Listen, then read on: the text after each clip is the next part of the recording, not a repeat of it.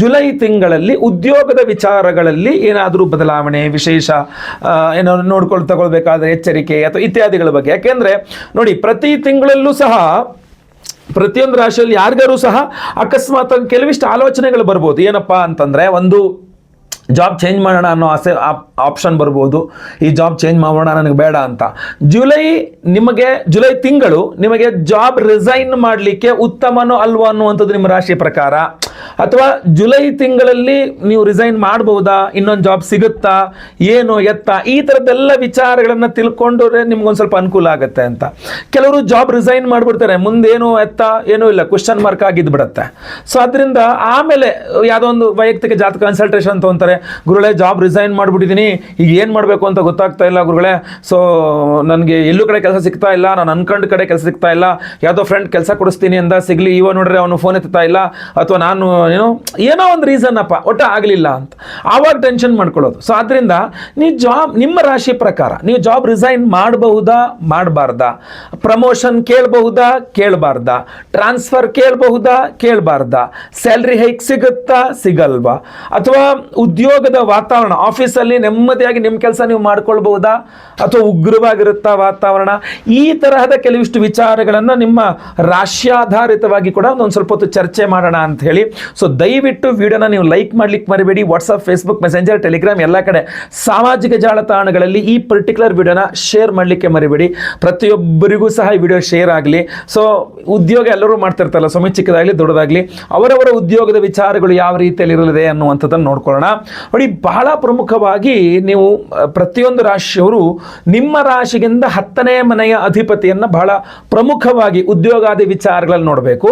ಅದನ್ನು ಹೊರತುಪಡಿಸಿ ರವಿಗ್ರಹದ ಸಂಚಾರವನ್ನು ವಿಶೇಷವಾಗಿ ಗಮನದಲ್ಲಿಟ್ಕೊಂಡು ನೋಡಬೇಕಾಗತ್ತೆ.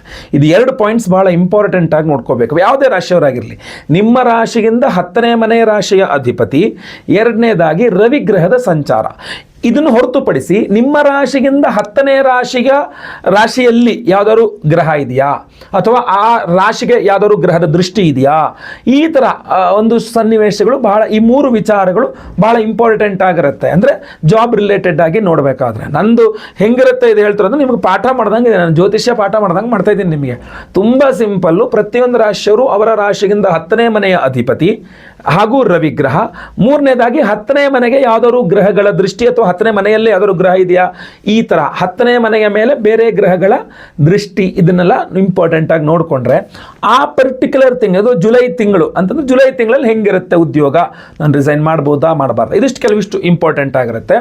ಕೆಲವಿಷ್ಟು ದೀರ್ಘಕಾಲಿಕವಾಗಿ ಯೋಚನೆ ಮಾಡಬೇಕಾದ ವಿಚಾರಗಳಿರುತ್ತೆ. ಅಂದರೆ ಉದಾಹರಣೆ, ನೀವು 7.5 ಇರ್ತೀರಾ, ಪಂಚಮ ಶನಿ, ಅಷ್ಟಮ ಶನಿ, ಅರ್ಧಾಷ್ಟಮ ಶನಿ, ಈ ಥರ ಇರ್ತೀರಾ. ಈಗ ನಿಮಗೆ ಧನುರಾಶಿಯವರಿಗೆ ಅರ್ಧಾಷ್ಟಮ ಶನಿ, ವೃಶ್ಚಿಕ ರಾಶಿಯವರಿಗೆ ಪಂಚಮ ಶನಿ, ಆಮೇಲೆ ಕುಂಭ, ಮೀನ, ಮೇಷರಾಶಿಯವರಿಗೆ 7.5 ನಡೀತಾ ಇದೆ. ಸೊ ಇಂಥದ್ದೆಲ್ಲ ವಿಚಾರಗಳಿದ್ದಾಗ ಸ್ವಲ್ಪ ಡಿಫ್ರೆಂಟ್ ಆಗಿರುತ್ತೆ ಆ್ಯಂಗಲ್ಗಳು. ಸೊ ಅದನ್ನು ಬಹಳ ಇಂಪಾರ್ಟೆಂಟ್ ಆಗಿ ನೀವು ಗಮನಿಸಬೇಕಾಗತ್ತೆ. ಸೊ ಹಲವಾರು ಆಸ್ಪೆಕ್ಟ್ಸ್ ಇರುತ್ತೆ ಆನ್ ಎ ಲಾಂಗ್ ಟರ್ಮಲ್ಲಿ ಯೋಚನೆ ಮಾಡುವಂಥದ್ದು.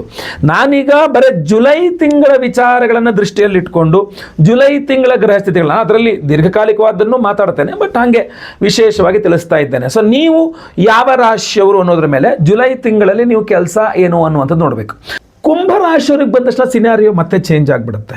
ಕುಂಭರಾಶಿಯವ್ರಿಗೆ ಬಂದ ತಕ್ಷಣ ಆ ಸೀನ್ಗಳು ಮತ್ತೆ ಚೇಂಜ್. ಯಾಕೆಂದರೆ ಕುಂಭರಾಶಿಗೆ ಕರ್ಮಾಧಿಪತಿ ಕುಜಗ್ರಹ ಸಪ್ತಮದಲ್ಲೇ ಇದ್ದಾನೆ, ಪವರ್ಫುಲ್ ಆಗಿದ್ದಾನೆ, ಕೇತು ಜೊತೆ ಕೂತ್ಕೊಂಡಿದ್ದಾನೆ. ಬಟ್ ಅಲ್ಲಿ ಕುಜವತ್ ಕೇತು ಅವನ ಫ್ರೆಂಡ್. ಅದು ಸಪ್ತಮಾಧಿಪತಿ ನಿಮಗೆ ಮೊದಲು ಪಂಚಮದಲ್ಲಿರ್ತಾನೆ, ಆಮೇಲೆ ಷಷ್ಠಕ್ಕೆ ಬರ್ತಾನೆ.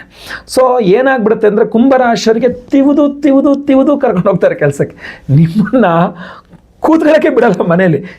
ಎದ್ದೇಳು ಈ ಕೋಲ್ ಕೊಡಿಲಿ, ನಡಿ ಕೆಲಸಕ್ಕೆ ಅನ್ನೋ ಥರ. ಅಂದರೆ ನಾನು ಹೇಳ್ತಿರೋದು, ಈ ಚಿಕ್ಕ ಮಕ್ಕಳು ಸ್ಕೂಲ್ ಹೋಗಲ್ಲ ನಾನು ಅಂತ ಕೂತಿರ್ತಾರಲ್ಲ, ಹೊಡೆದೊಡ್ರೆಲ್ಲ ಕಡೋತಿರಲ್ಲ, ಆ ಥರದ ಪರಿಸ್ಥಿತಿ ಕುಂಭರಾಶಿಯವರಿಗೆ ಈ ಒಂದು ಜುಲೈ ತಿಂಗಳಲ್ಲಿ ಒದ್ದಾಡ್ಕೊಂಡು ಹೋಗಿ ಕೆಲಸಕ್ಕೆ ಬಿಡ್ತಾರೆ ಅನ್ನೋ ಥರ ಇರುತ್ತೆ. ಅಂದರೆ ಒಂದು ರೆಸ್ಟ್ ತಗೊಳಕ್ಕೆ ಕೊಡಲ್ಲ, ನನಗೊಂದು ಸ್ವಲ್ಪ ಕೂತ್ಕೊಳ್ಳೋಕೆ 1-2 ನಿಮಿಷ ಕೂತ್ಕೊಳ್ಳೋಕೆ ಬರಲ್ಲ ಅನ್ನೋ ಥರ. ಬಟ್ ನಾನು ಹೇಳುವ ನೋಡಿ, ನನ್ನ ದೃಷ್ಟಿಕೋನದಲ್ಲಿ ಬೇರೆ ದೃಷ್ಟಿಕೋನದಲ್ಲಿ ನೋಡ್ರಿ ನೋಡಿ. ಆ ದೃಷ್ಟಿಕೋನದಲ್ಲಿ ನೋಡಿದ್ರೆ ನಿರುದ್ಯೋಗಿ ಕುಂಭರಾಶಿಯವ್ರಿಗೆ ಅಟ್ಲೀಸ್ಟ್ ಏನೋ ಒಂದು ಉದ್ಯೋಗದ ವಿಚಾರದಲ್ಲಿ ಅಲ್ಲೂ ಕೂಡ ಸೇಮ್ ಪ್ರಾಬ್ಲಮ್ ಏನಾಗ್ಬಿಡುತ್ತೆ. ಕೇತು ಜೊತೆಗಿರೋದ್ರಿಂದಾಗಿ ಸ್ವಲ್ಪ ನಿಮ್ಗೆ ಅದು ಇಷ್ಟ ಆಗಲ್ಲ. ಕುಂಭ ಅಂದರೆ ಹೆಕ್ಟಿಕ್ ಕೆಲಸ ಅನ್ಸ್ಬಿಡುತ್ತೆ. ನಿರುದ್ಯೋಗಿಗಳಿಗೆ ಉದ್ಯೋಗ ಅವಕಾಶ ಇದೆ, ಬಟ್ ಜಾಯಿನ್ ಆಗೋಕ್ಕೆ ಹಿಂದೆ ಇಟ್ಟು ಏನು ಇವು ಆ ಥರ ಕೆಲಸ ಮಾಡಬೇಕು, ಅಷ್ಟವರ್ ಕೆಲಸ ಮಾಡಬೇಕಾ, ಅಷ್ಟು ಆ ಥರ ಮಾಡ್ಕೊಂಡು ನನ್ನ ಕೇಳಿ ಮಾಡೋಕ್ಕಾಗಲ್ಲಪ್ಪ, ಏನದು ಹಂಗ ಕೆಲಸ ಮಾಡೋದು ಅಂತ. ಸೊ ನಿರುದ್ಯೋಗಿಗೆ ಉದ್ಯೋಗ ಸಿಗುತ್ತೆ, ಬಟ್ ನೀವು ಅನ್ಕೊಂಡ ರೀತಿಯಲ್ಲಿ ಸಿಗಲ್ಲ. ತುಂಬ ಶ್ರಮ ಇರ್ತಕ್ಕಂಥ ಉದ್ಯೋಗಗಳೇ ಸಿಗುತ್ತೆ. ನೀವು ಕುಂಭರಾಶಿಯವರಾಗಿದ್ದು ಎಷ್ಟು ಕಷ್ಟ ಆದರೂ ಪರವಾಗಿಲ್ಲ, ನಾನು ಮಾಡೇ ಮಾಡ್ತೀನಿ, ನನಗೆ ಹಿಂಗೆ ಕೂತ್ಕೊಳ್ಳೋಕ್ಕಾಗಲ್ಲ, ನನ್ನ ಕೆಲಸ ಬೇಕು, ಭಾಳ ಕಷ್ಟದಲ್ಲಿದ್ದೀನಿ, ಸಿಕ್ಕೇ ಸಿಗುತ್ತೆ, ತೊಂದರೆ ಇಲ್ಲ. ಆಲ್ರೆಡಿ ಕೆಲಸದಲ್ಲಿ ಇರ್ತಕ್ಕಂಥವ್ರಿಗೆ ಸಪ್ತಮದಲ್ಲಿ ಕುಜ ಹೇಳಿದ್ರಲ್ಲ, ತಿವಿದು ಕೆಲಸ ಮಾಡಿಸ್ತಾರೆ, ಒಂದು ಸೆಕೆಂಡ್ ಕೂತ್ಕೊಳ್ಳೋಕೆ ಬಿಡಲ್ಲ ನಿಮ್ಮನ್ನು. ಆದ್ದರಿಂದ ಏನಾಗುತ್ತೆ, ಜಗಳ ಆಗುತ್ತೆ. ನೀವು ನಿಮ್ಮ ಸೀನಿಯರ್ಸ್ ಜೊತೆಗೆ, ಕೊಲೀಗ್ಸ್ ಜೊತೆಗೆ, ಎಲ್ಲ ಜೊತೆಗೂ ಜಗಳ ಆಗುವ ಸಾಧ್ಯತೆ ತೀರಾ ಜಾಸ್ತಿ, ಅದು ಫ್ರೆಂಡ್ಸ್ ಜೊತೆಗೆ. ಆಮೇಲೆ ಅಷ್ಟೆಲ್ಲ ಹೆಕ್ಟಿಕ್ಕಲ್ಲಿ ಕೆಲಸ ಅಂದಾಗ ಅಕ್ಕಪಕ್ಕದವ್ರು ಹಾಯ್ ಹಲೋ ಅಂದ್ರೂ ಹೋಗಿ ಕಚ್ಬಿಡೋಣ ಅನ್ನೋ ಸಿಟ್ಟು ಬಂದಿರ್ತದೆ, ಗೊತ್ತು ನನಗೆ.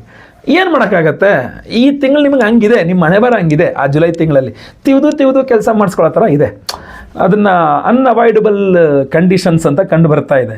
ಇನ್ನು ಸ್ಯಾಲ್ರಿ ಹೈಕಿಗೆ ಪ್ರಯತ್ನ ಮಾಡ್ಬೋದಾ? ಖಂಡಿತ ಮಾಡ್ಬೋದು.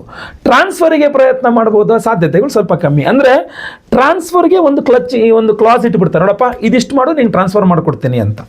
ನನಗೆ ಇಷ್ಟೆಲ್ಲ ಮಾಡೋಕ್ಕಾಗಲ್ಲ ಸರ್, ದಯವಿಟ್ಟು ನಿಮಗೆ ಕಾಲಿಗೆ ಬಿದ್ದುಬಿಡ್ತೀನಿ, ನನ್ನ ಟ್ರಾನ್ಸ್ಫರ್ ಮಾಡಿಬಿಡಿ ದಯವಿಟ್ಟು ಸರ್, ನಮ್ಮ ಕೈಲಿ ಆಗದೇ ಇಲ್ಲ ಅನ್ನೋಂಗಿದ್ರು ಕೂಡ ಅದಕ್ಕೊಂದು ಕ್ಲಾಸ್ ಹಾಕ್ಬಿಡ್ತಾರೆ. ಆ ಕ್ಲಾಸ್ ಹಾಕ್ಬಿಟ್ಟು ಇಷ್ಟು ಮಾಡಿದ್ರೆ ಮಾತ್ರ ನಿಮಗೆ ಟ್ರಾನ್ಸ್ಫರ್ ಕೊಡ್ತೀನಿ ಅಂತಂದಾಗ ಏನಾಗ್ಬಿಡುತ್ತೆ, ಕುಂಭರಾಶಿಯವರು ಮತ್ತೆ ಪುನಃ ಸಿಗಾಕೊಂಡ್ಬಿಡ್ತಾರೆ. ಕುಂಭರಾಶಿಯರಿಗೆ ತಿವಿದು ಚುಚ್ಚಿ ಕೆಲಸಗಳನ್ನು ಮಾಡಿಸ್ತಾರೆ ಅನ್ನುವಂಥದ್ದು ಸ್ಪಷ್ಟ ಆಯ್ತಲ್ವಾ. ಬಟ್ ಎನಿ ಹೌ, ದಯವಿಟ್ಟು ಫ್ರೆಂಡ್ಸು ಅಥವಾ ಕೊಲೀಗ್ಸ್ ಜೊತೆ ಜಗಳ ಮಾಡ್ಕೊಂಬಿಡಿ. ಮಾಡಿದ್ರೆ ಏನಾಗೋದು ಗೊತ್ತಾ, ಅದು ನೆಕ್ಸ್ಟ್ ಲೆವೆಲ್ಗೆ ಹೊಟ್ಟೋಗ್ಬಿಡುತ್ತೆ, ತುಂಬ ದೊಡ್ಡ ಲೆವೆಲ್ಗೆ ಹೊಟ್ಟೋಗ್ಬಿಡುತ್ತೆ. ಅದನ್ನು ಮತ್ತೆ ಆಮೇಲೆ ತ್ಯಾಪೆ ಹಾಕಿ ಸರಿ ಮಾಡೋಕೆ ಆಗದಿರೋ ಅಷ್ಟು ದೊಡ್ಡ ಲೆವೆಲ್ಗೆ ಹೊಟ್ಟೋಗ್ಬಿಡುತ್ತೆ. ನೀವು ಅಂದರೆ ಸಾಕು ಜಗಳ. ಆದ್ದರಿಂದ ಹೇಳ್ತಾ ಇದ್ದೇನೆ, ಅದೇ ಸ್ವಲ್ಪ ವೈಯಕ್ತಿಕ ಜಾತಕವನ್ನು ಒಂದು ಪರಿಶೀಲನೆ ಮಾಡಿಸ್ಕೊಂಡು ನೀವು ಮುಂದಿನ ನಿರ್ಧಾರಗಳು ತೆಗೆದುಕೊಳ್ತಕ್ಕಂಥದ್ದು ಉತ್ತಮ ನನ್ನ ಪ್ರಕಾರ. ಯಾಕೆಂದರೆ ಒಂದು ಚೂರು ವ್ಯತ್ಯಾಸ ಆದರೂ ಕೂಡ ಪಾಸಿಟಿವ್ ಇದ್ದರೆ ಪಾಸಿಟಿವ್ ಖಂಡಿತವಾಗಿ ಆಗಲಿ ಅಂತ.